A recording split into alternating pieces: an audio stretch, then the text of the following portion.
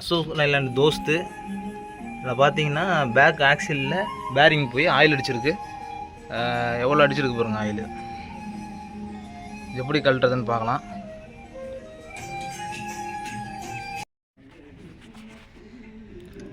இங்கே பாருங்க 3 ton load வச்சு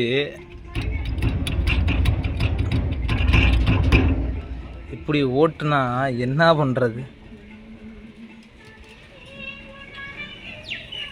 ஏதாவது லைட்டாக ஷேக் இருந்தாலும் பரவாயில்ல, இந்த ஷேக் வர அளவுக்கு ஓட்டிருக்கிறாங்க.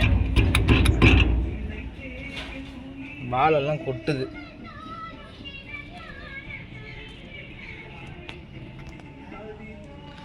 கழட்டிட்டு நான் உங்களுக்கு வீடியோ போகிறேன் நண்பர்களே. லோடு வண்டி ஓட்டுற டிரைவர்களுக்கும் அவர் ஓனர்களுக்கும் பாருங்கள், இந்த மாதிரி பேரிங்கில் லைட்டாக சவுண்ட் வந்ததுனால இந்த பேரிங் கழட்டி மாட்டிக்கிங்க. அப்படி இல்லைன்னா இந்த மாதிரி பிடுங்கிக்கிட்டு தான் வரும். பாருங்க, பேரிங்லாம் கொட்டி போய் கிடக்குது. இதனால் என்ன ஆகும்னா ஷேக்கிலேயே ஓடுனா இந்த ட்ரம்மில் பார்த்திங்கன்னா இந்த இடமெல்லாம் அரைக்க ஆரம்பிச்சிடும்.